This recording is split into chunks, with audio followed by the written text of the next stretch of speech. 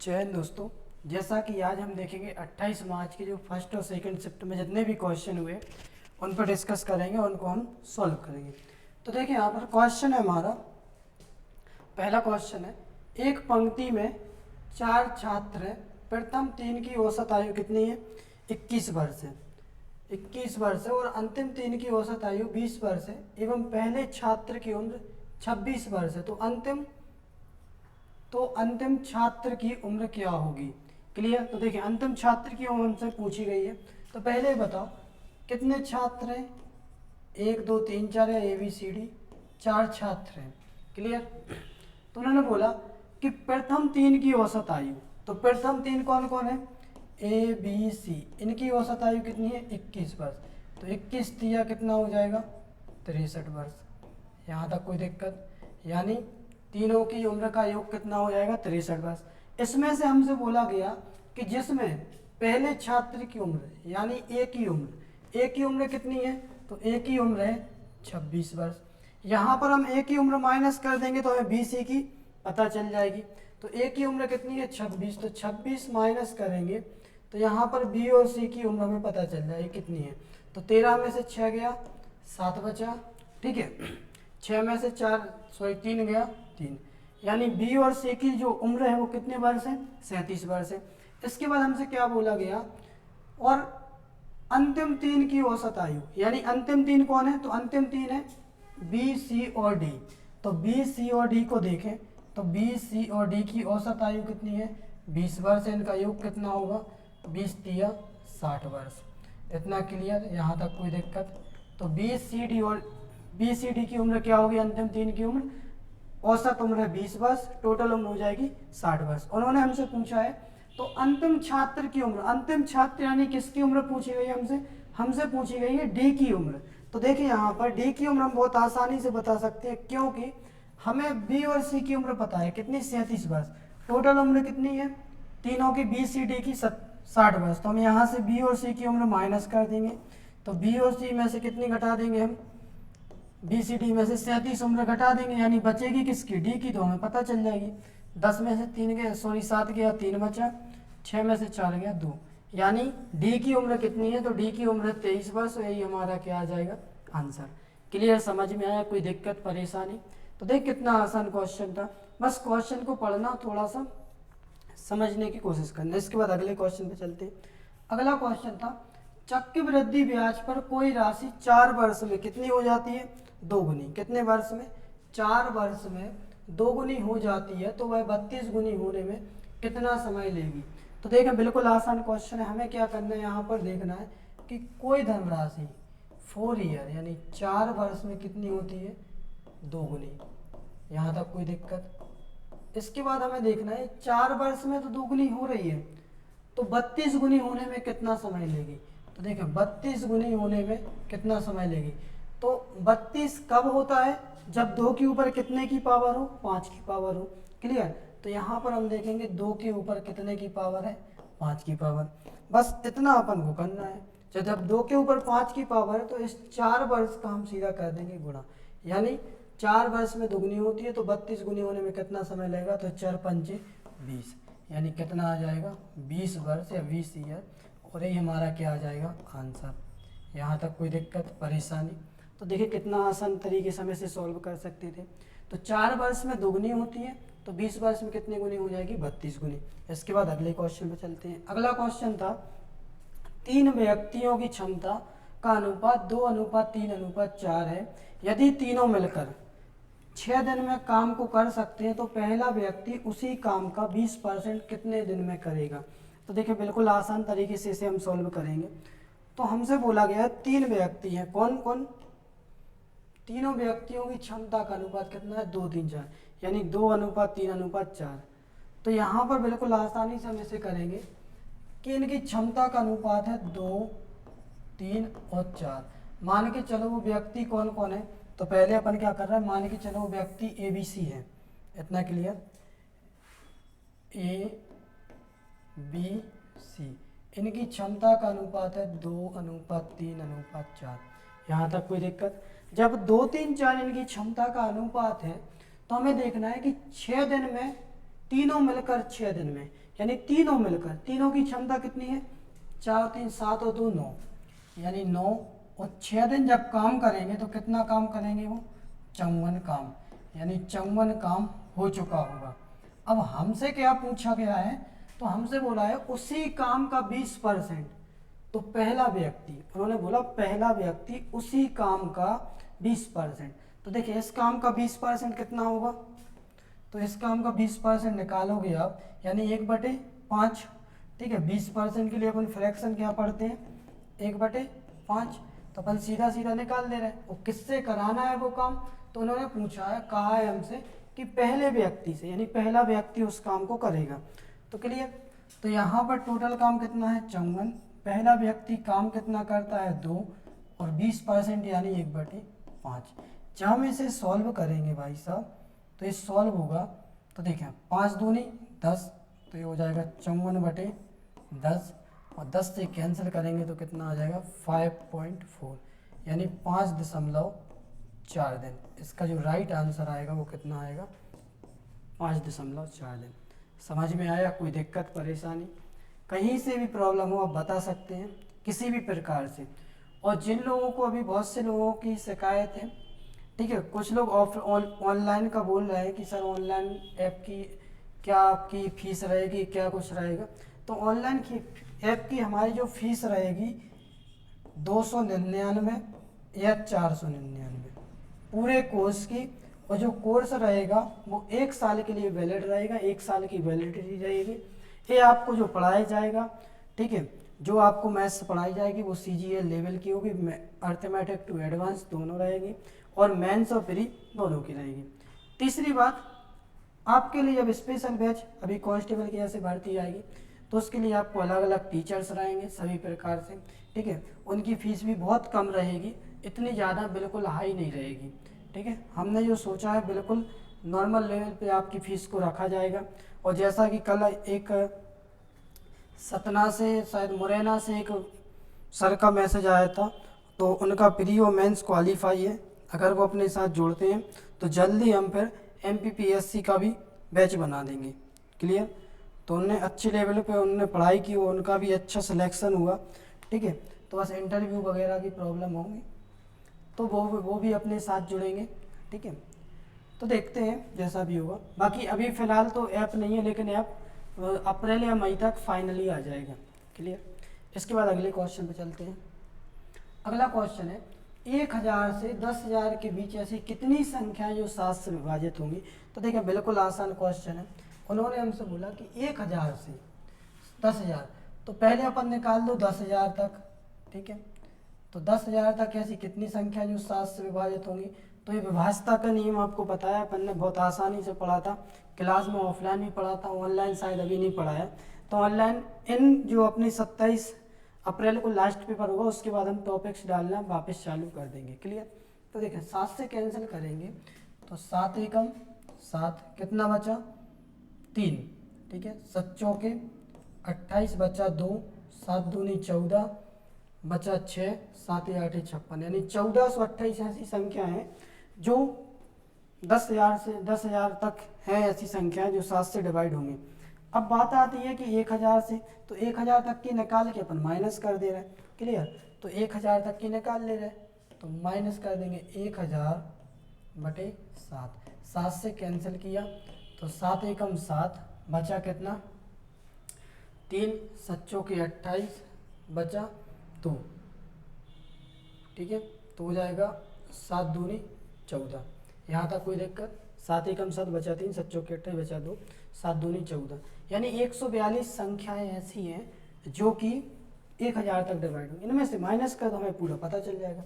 देखें तो यहाँ पे जब माइनस करेंगे तो 8 में से 2 गया, कितना बचा 6, 12 में से 4 गया, कितना बचा 8, 14 में से 2 गया तो कितना आएगा, 14 में से 2 गया 12, यानी 1286 संख्याएं ऐसी हैं जो 1000 से 10,000 के बीच जो 7 से विभाजित होंगी।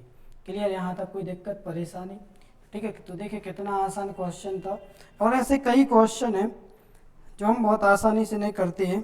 क्लियर, तो इससे आप बेफिक्र रहें, ये जो क्वेश्चन है तो जैसे हमें भेजे जाते हैं हम वैसे उनको सॉल्व कराते हैं। दूसरी बात, जिन लोगों का भी पेपर हो आपके रिलेटिव में, आपकी जो भी फ्रेंड वगैरह हो, ठीक है, तो उनको एक व्हाट्सअप नंबर दे देना हमारा 9522352018। तो जिन लोगों का आपके दोस्त वगैरह का पेपर होता जाए तो उनसे बोलना कि इस नंबर पे आप क्वेश्चन सेंड करते जाओ। क्लियर? क्योंकि आप क्वेश्चन सेंड करोगे और लोगों की मदद होगी और और लोगों के भी वो काम में आएगा। क्लियर? तो ये वाला नंबर है अपना, ठीक है, इस पे आप ज़रूर उनसे बोल दें कि इस पर मैसेज कर देना, जिससे और लोगों के लिए भी काम में आ जाए। ठीक है, व्हाट्सएप नंबर है। इसके बाद अगले क्वेश्चन पे चलते हैं। अगला क्वेश्चन है, एक ताश की गड्डी से, सॉरी यहाँ पर पत्थर हो गया, पत्ते की जगह। क्लियर? तो देखिए यहाँ पर एक पत्ता निकाला जाता है, उसके रेड फेस होने की प्रायिकता क्या है? यानी रेड फेस, तो रेड फेस के लिए यानी लाल। क्लियर? तो 52 पत्तों में से ऐसे कितने पत्ते होते हैं जो लाल होते हैं? तो 52 पत्तों में से 6 रेड फेस होते हैं। क्लियर? 6 रेड फेस होते हैं। तो इसे हम जब सॉल्व करेंगे तो 6C1 कितने निकालना हमें? उसके रेड फेस होने, कार्ड होने की प्रायिकता, यानी एक ताश की गड्डी से एक ही पत्ता निकालना है, यानी 6 में से हम क्या निकालेंगे? एक निकालेंगे। और यहाँ पर 52 में से भी एक निकालेंगे। जब इसे हम सॉल्व करेंगे तो जब सॉल्व किया जाएगा 6C1 कितना आएगा? 6 52C1 52 ही रहेगा। 2 से कैंसिल हो जाएगा, 2 तिया 6, 2 दूनी 4, सॉरी 1 मिनट, हाँ 2 दूनी 4, 2 5 12, यानी इसका जो राइट आंसर आएगा वो कितना आएगा? 3/26। यहाँ तक कोई दिक्कत? इसका जो राइट आंसर आएगा वो आएगा 3/26। इसके बाद अगले क्वेश्चन पे चलते हैं। अगला क्वेश्चन है, साधारण ब्याज पर कोई राशि का 4 वर्ष में 8% की दर से साधारण ब्याज 1280 रुपये हो जाता है। उसी दर पर 2 वर्ष का चक्रवृद्धि ब्याज 10% की दर से चक्रवृद्धि ब्याज ज्ञात कीजिए। ठीक है, उसी दर की जगह होना चाहिए उसी धन का। क्लियर? तो देखिए यहाँ पर क्वेश्चन है साधारण ब्याज। तो साधारण ब्याज तो आप जानते हैं कि जो अपन को साधारण ब्याज मिलता है तो 8% की दर से 4 वर्ष में कितना मिला होगा? 4 वर्ष में मिला होगा 32%। ठीक है, इससे हमें जो हमें दिया है साधारण ब्याज, ये हमें केवल साधारण ब्याज ही दिया है। तो 32% बराबर कितना रख देंगे हम? तो 32% की वैल्यू है 1280। कितने गुना है ये? 4 गुना है। तो 100% की जो वैल्यू आएगी कितनी आएगी?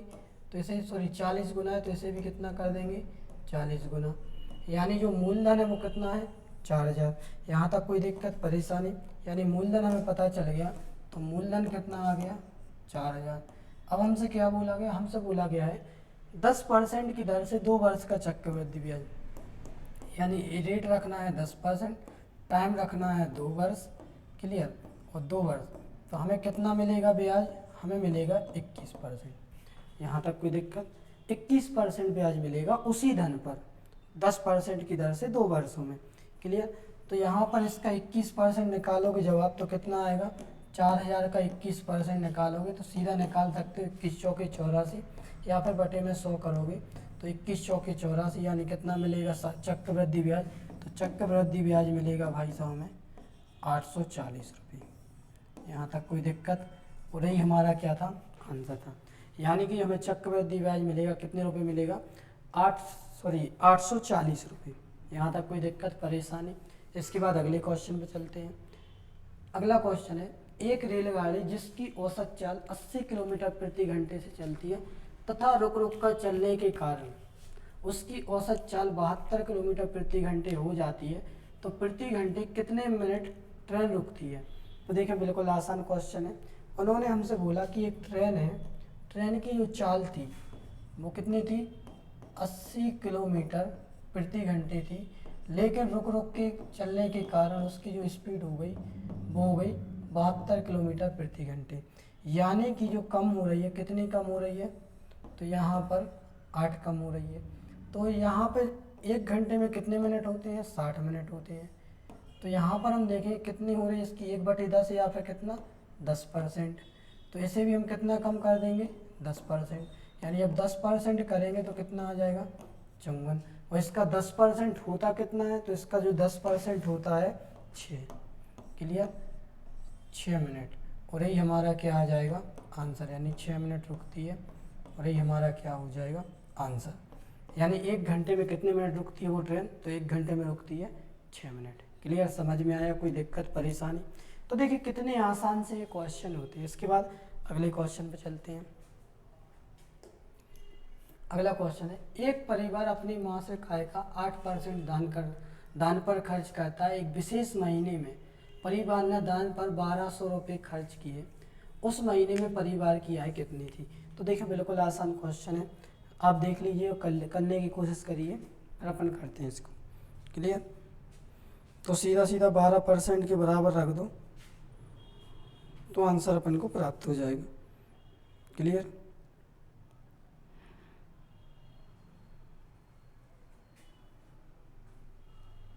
तो बहुत आसान क्वेश्चन है, आपके लिए कोई बड़ी बात नहीं उसे सॉल्व करना। क्लियर, और शायद ये वाला क्वेश्चन कल हो गया था, मैसेज आ रहा है। ठीक है, कोई बात नहीं, कर लो, अब हो गया तो क्या होता है ना कि मिक्स रहते हैं क्वेश्चन, तो हमें भी नहीं रहता पता, अब जो टाइपिंग करता है व्यक्ति उसे भी नहीं होता है, तो वो क्या करता होगा। ठीक है, तो दोनों शिफ्ट के मिक्स रहती, प्रॉब्लम तो ये भी है ना। देखें, तो 8% कल अपन ने किया था तो आपको बन ही गया होगा। तो 8% बराबर कितना रख दो 1200। क्लियर, तो ये कितने गुना है 15 × 120 यानी 150 गुना। तो 100% की वैल्यू निकालोगे 150 गुना करोगे तो 15 धाम के 1500। ठीक है, और 1 0, यानी जो राइट आंसर आएगा वो कितना आएगा 15,000। यहाँ तक कोई दिक्कत परेशानी? इसका जो राइट आंसर आएगा वो आएगा 15,000। इसके बाद अगले क्वेश्चन पे चलते हैं। अगला क्वेश्चन है, एक स्कूल के 504 छात्रों में लड़कियों और लड़कों का अनुपात 11:13 है। यदि 12 और लड़कियों को प्रवेश दिया जाता है तो क्या होगा, अनुपात क्या होगा? ठीक है, तो हमें निकालना है अनुपात क्या होगा। तो देखें, एक स्कूल में गर्ल्स और बॉयज़ यानी लड़कियां और लड़की का अनुपात कितना है, तो इनका अनुपात है 11:13। इतना क्लियर। इसके बाद हम देखेंगे 11 और 13 कितना बनेगा 24, यानी 24 यूनिट बराबर कितना है 504। एक यूनिट की वैल्यू निकालेंगे तो 24 दूनी 48, 24 एकम 24, यानी एक यूनिट की वैल्यू आ गई 21। तो यहाँ पर एक यूनिट की वैल्यू जब 21 आई तो 11 यूनिट की वैल्यू कितनी आएगी 11 एकम 11, 11 दूनी 22 और 1 23, 231। 13 यूनिट की वैल्यू कितनी आएगी, तो 21 का गुणा करेंगे, 21 दिया 63 बचा 6, 21 एकम 21 और 6 29। इतना क्लियर? यहाँ पे गलती हुई क्या, 13 एकम 13, हाँ सॉरी यहाँ पे मिस्टेक है। देखें 21 एक दिया 63 बचा 6, 21 एकम 21 और 6 27। ठीक है, 273। इसके बाद क्या बोला गया, हमसे बोला गया कि इसमें 12 और लड़कियों को प्रवेश दिया जाता है, यानी 12 गर्ल्स को और प्रवेश दिया जाता है। तो जब इनको जोड़ेंगे तो 2 और 1 3, 3 और 1 4, 2 अनुपात 273। इतना क्लियर? 3 से कैंसिल होगा, 3 8 है 24, 3 एकम 3, 3 नाम 27, 3 एकम 3, यानी जो अनुपात बन रहा है वो कितना बन रहा है 81:91। इसका जो राइट आंसर आएगा वो कितना आएगा 81:91।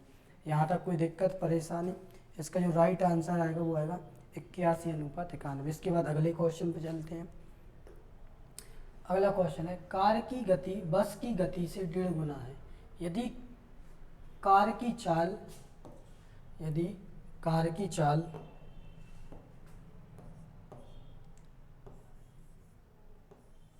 यदि कार की चाल 60 किलोमीटर प्रति घंटे हो तो 720 किलोमीटर की दूरी तय करने में दोनों को लगने वाला समय का अंतर ज्ञात कीजिए।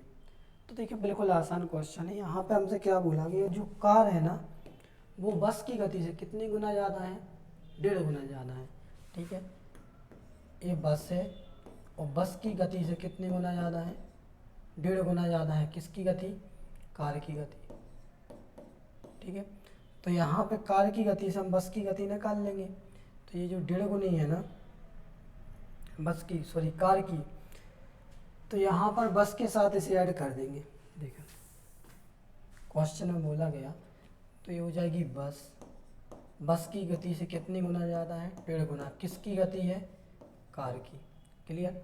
तो कार की जो गति है या चाल है वो कितनी है, 60 किलोमीटर प्रति घंटे। तो यहाँ पर अपन क्या करेंगे, 60 किलोमीटर, तो यहाँ पे हमें बस की पता चल जाएगी। तो बस बराबर कार की कितनी है, 60, और ये 1.5 गुणा में यहाँ पर जाएगा बटे में। एक पॉइंट है, पॉइंट हटेगा 0 लग जाएगा, पॉइंट हटा 0, 15 एकम 15, 15 चौकी 60, यानी ये कितनी हो जाएगी, 40 किलोमीटर प्रति घंटे। किसकी, बस की। यहाँ तक कोई दिक्कत, यानी 40 किलोमीटर प्रति घंटे हो गई बस की चाल।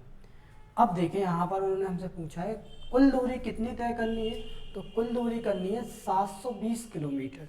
क्लियर। तो 720 किलोमीटर जब दूरी तय करनी है तो यहाँ पर देखो 720 किलोमीटर अगर अपन किससे तय कराएं, कार से कराएं, तो कार की स्पीड क्या है, कार की तो हमें पता है कितनी, 60 किलोमीटर प्रति घंटे, यानी 60 किलोमीटर 1 घंटे में चलती है। तो हम 60 से भाग देंगे, 6 एकम 6, और ये आ जाएगा 12। इसके बाद हम देखेंगे किसकी, कार, सॉरी बस की। और बस की स्पीड क्या है, तो बस की स्पीड है मेरे भाई, बस की स्पीड 720/40, यानी 40 किलोमीटर प्रति घंटे। 4 से कैंसिल किया, 4 एकम 4 बचा 3, 4 8 32। अंतर पूछा है तो अंतर में ना प्लस होता है ना माइनस, इनके बीच का अंतर कितना है, 6 घंटे। तो जो अंतर आ रहा है वही हमारा क्या आएगा, आंसर। क्लियर। यहाँ तक कोई दिक्कत, इसका जो राइट आंसर आया वो कितना आएगा, 6 घंटे। समझ में आया। कहीं पर भी प्रॉब्लम हो किसी भी प्रकार से हो बता सकते हैं खुल के। क्लियर। तो देखिए कितना आसान क्वेश्चन था, एक बार देख लीजिए इसको। तो देखें आप डेली का एनालिसिस देखते रहें, जिनका पेपर हो गया वो भी देखें, जिनका नहीं हुआ वो भी देखें। देखो उसमें प्रॉफिट ये रहेगा कि आपका पेपर अभी हो या ना हो, ठीक है, इसमें आपको नए क्वेश्चन मिलते जाएंगे, ठीक है। और जिन लोगों का पटवारी का पेपर नहीं था तो उनके लिए प्लस पॉइंट है, अभी वन रक्षक के पेपर आएंगे, हो सकता है कुछ क्वेश्चन यहाँ से उठा लिए जाएँ, क्योंकि ये क्वेश्चन थोड़े से नए हैं, कुछ पुराने भी हैं, तो ये आपको प्रॉफिट दिलाएंगे। पढ़ रहे हो तो पढ़ ही लो उनको भी। क्लियर। उसमें जाता क्या है अपना। और कुछ लोगों ने मेरा जो कंपैरिजन किया है आदित्य रंजन सर से, तो कल हम उनका आपको स्क्रीनशॉट ही बताएंगे। तो भाई विनम्र निवेदन है कि मेरा उनसे कंपैरिजन ना करें, क्योंकि वो एक अलग ब्रांड है, मेरी उतनी अभी हैसियत नहीं है कि उनकी आप मुझसे बराबरी करें, ठीक है, या उनसे बराबरी मेरी करें, ठीक है। वो एक अलग ब्रांड है, बहुत अच्छे टीचर हैं, बहुत अच्छा पढ़ाते हैं। मैंने भी उनकी एक दिन क्लास देखी, जब उनका नाम सुना तो बहुत अच्छा पढ़ाते हैं। वो एक एक्साइज इंस्पेक्टर हैं, ठीक है। और जो उनका पढ़ाने का तरीका है वो अलग तरीका है, और जो हिसाब जो मोटिवेट करते हैं वो और बेहतर है, ठीक है। तो जो लोग भी मेरा कंपैरिजन ना करें प्लीज़, क्योंकि वो मैं उनके लिए उनके लायक नहीं हूँ, क्योंकि वो बहुत अलग चीज़ है। क्लियर। बहुत अच्छा भी पढ़ाते हैं, क्योंकि मैं उस हर टीचर की इज्जत और वैल्यू करता हूँ। और रही बात सम्मान की, तो मैं किसी से पढ़ूँ या ना पढ़ूँ वो बात की बात है, लेकिन अगर कोई व्यक्ति या टीचर मुझसे एक दिन भी बड़ा है तो मुझसे बेहतर है, ठीक है। तो वो मुझसे बेहतर है, चाहे दुनिया का कोई भी टीचर हो, मुझसे बेहतर मैं उन्हें इसलिए मानता हूँ क्योंकि एक दिन भी बड़ा है ना वो व्यक्ति, तो मुझसे बेहतर इसलिए मानता हूँ क्योंकि उसने मुझसे कुछ पल ज़्यादा देखा है, कुछ अनुभव है, हमसे बेहतर है, बस इतना हमें पता है, ठीक है। तो ऐसा ना करें। और हम इनका कल स्क्रीनशॉट ही बताएंगे, जो भी व्यक्ति है, ठीक है। व्हाट्सएप पे हमें मैसेज आया था, तो वो उन लोगों के लिए हमने बता दिया, ठीक है। इसके बाद चलें अगले क्वेश्चन पे। अगला क्वेश्चन है, दो संख्याओं का एलसीएम 2376 जबकि उनका एचसीएफ 33 है। यदि उनमें से एक संख्या 297 है तो दूसरी संख्या क्या है। देखें यहाँ पर हमसे बोला गया, तो आपको पता होगा कि एलसीएम इंटू एचसीएफ बराबर N1 इंटू N2, ठीक है। एलसीएम और एचसीएफ का गुणा करो बराबर जो संख्या निकाल ले उनका भी अपन रख दे रहे हैं, ठीक है। मैक्सिमम क्वेश्चन इस टाइप के आते हैं, तो आपको क्या करना होता है, देखो हमारी राइटिंग पर ना जाओ, राइटिंग हमारी नहीं है ठीक, ठीक, क्योंकि हम ऑफलाइन बोर्ड पे पढ़ाते हैं, फिर यहाँ पे ऑनलाइन, तो ये पेन जो रहता है ना, पेन की जो कर जिसे बोले अपन मोटाई, ठीक है, उस वजह से नहीं हो पाता मैंने। तो एलसीएम कितना दिया है, एलसीएम दिया है भाई साहब 2376, एलसीएम 2376, एचसीएफ कितना दिया है, एचसीएफ दिया है 23, जिसमें से एक संख्या कितनी है 297, तो हमें बतानी है दूसरी संख्या क्या होगी। क्लियर। तो देखिए यहाँ पर हम क्या करेंगे, इसे 11 से कैंसिल कर रहे हैं, 11 से कैंसिल हो रहा, तो 11 तिया 33, 11 दूनी 22, बचा 7, 11 7 77, 3 से भी कैंसिल हो रहा, तो 3 से भी कर दो, क्या बुराई है भाई, 3 एकम 3, 3 नम 27, यहाँ पर बचा 2376 बराबर N2 इंटू 9, ठीक है, सॉरी यहाँ पर 9 को पहले लिख दो। क्लियर। तो बराबर 9 इंटू N2, यहाँ तक कोई दिक्कत, 9 से कैंसिल करेंगे, 9 दूनी 18, बचा 5। क्लियर। 9 इचिंग 54, बचा 3, 9 चौके 36, यानी N2। तो क्या है वो संख्या, तो वो संख्या है मेरे भाई 264, यानी इसका जो राइट आंसर आएगा वो कितना आएगा 264। यहाँ तक कोई दिक्कत परेशानी, तो इसका जो राइट आंसर आएगा वो आएगा 264। इसके बाद अगले क्वेश्चन पे चलते हैं। अगला क्वेश्चन है 2 वर्ष के चक्रवृद्धि ब्याज और साधारण ब्याज का अंतर 169 है और ब्याज की दर 13% हो, तो राशि क्या होगी। तो देखिए 2 वर्ष का जो चक्रवृद्धि ब्याज और साधारण ब्याज का अंतर है ना, तो कितना है 169 है, तो इसे आप बिल्कुल आसानी से कर सकते हैं। तो हमने आपको याद हो तो पढ़ाया था कि जब समान अंतर हो तो साधारण ब्याज हमें कितना मिलेगा, साधारण ब्याज तो हमें मिलेगा भाई, उस पर ना जाओ, उसके पहले भी अपन एक शॉर्ट में देखा था सीधा, ठीक है। तो 2 वर्षों की बात हो रही है, ठीक है, वृद्धि हो रही है, तो सीधा जो रेट ऑफ इंटरेस्ट दिया है उसका हम कर दे रहे हैं वर्ग। क्लियर। इससे हमें डिफरेंट पता चल जाएगा, अंतर पता चल जाएगा। तो रेट ऑफ इंटरेस्ट यानी कितना दिया है 13, 13 का जो वर्ग होगा बटे 100, इतना। क्लियर। यहाँ तक कोई दिक्कत। इसके बाद हम देखेंगे 13 का वर्ग, 13 का वर्ग कितना होगा, 13 का वर्ग होगा 169 बटे 100, इतना। क्लियर। जब इसे हम सॉल्व करेंगे 13 का वर्ग 169 बटे 100, तो यह आ जाएगा 1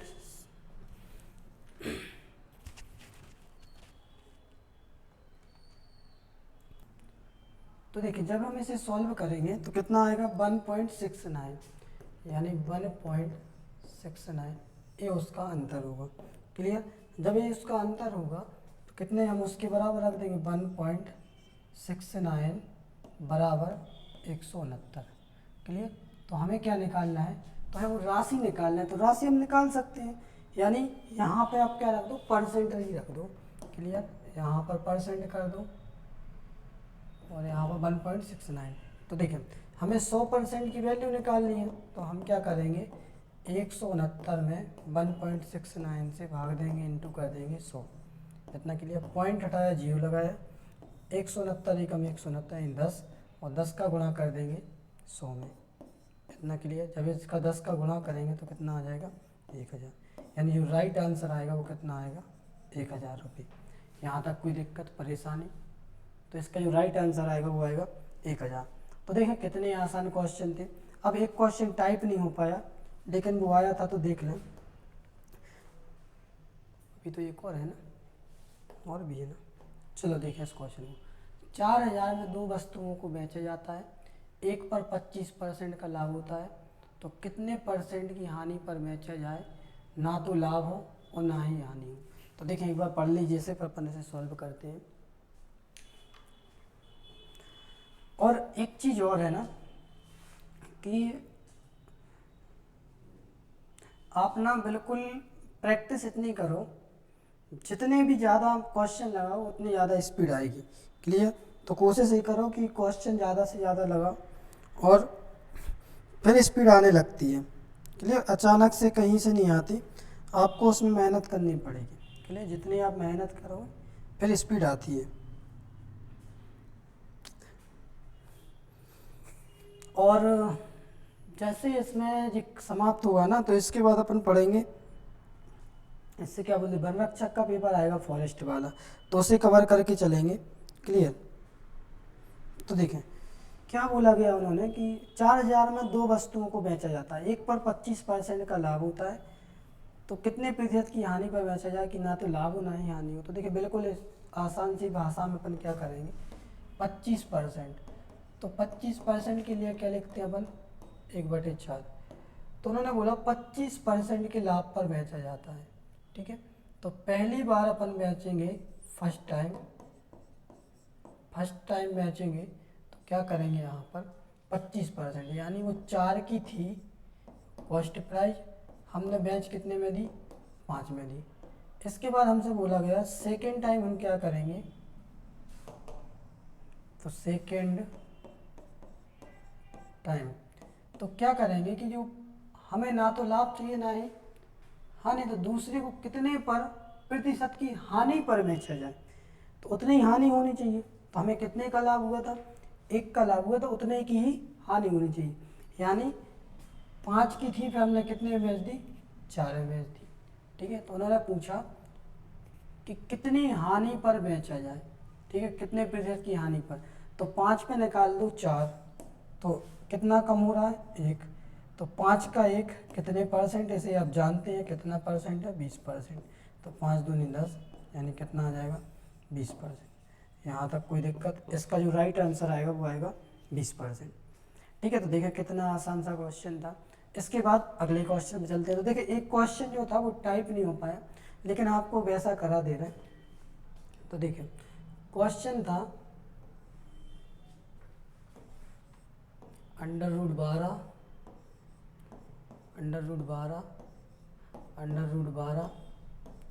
और अंडर रूट 12। ठीक है, तो ये अनंत तक नहीं था, इतना ही था क्वेश्चन, इसे बताना था। तो देखो जब भी ऐसे क्वेश्चन है आपको एक चीज़ याद रखना है कि यहाँ पर आप देख लो, या तो इनको काउंट कर लो, जो यहाँ पर रूट्स लगी करनी लगी हैं उनको कर लो, या फिर जो नंबर से कितने बार हैं उनको काउंट कर लो। अगर देखो ये बात ऐसी होती इनफाइनाइट, तो आप आंखें बंद करके आंसर बता सकते थे, कितना आता 12। लेकिन जो कि यहाँ पर इनफाइनाइट तक नहीं था, तो आपको क्या करना है, यहाँ पर देखिए कितने हैं 12, और यहाँ पर हमेशा एक चीज़ याद रखते हैं, 2 के ऊपर n, 2 से अपन ऐसे कनेक्ट करते हैं कि कितने की कितनी पावर। ऐसे डिटेल में अभी नहीं जा सकते अपन, डिटेल में बाद में बताएंगे। फिलहाल इतना समझो कि 2 के ऊपर कितने हैं, 5 बार है, या 5 करनी, या 5 12 बार है, तो 5, 2 के ऊपर 5 कितना होता है, 32। तो ये जितना भी आता है उसके ऊपर लिखते हैं 32, इससे 1 कम कर देते हैं इसे, तो कितना आ जाता है 32/31। यही इसका राइट आंसर है। क्लियर, यहाँ तक कोई दिक्कत परेशानी। ठीक है, तो देखें कितना आसान सा ये क्वेश्चन था। ठीक है, देखते हैं कुछ क्वेश्चन और आए होंगे, तो जो टाइप नहीं हो पाए अपन उनको देख लेंगे। ठीक है,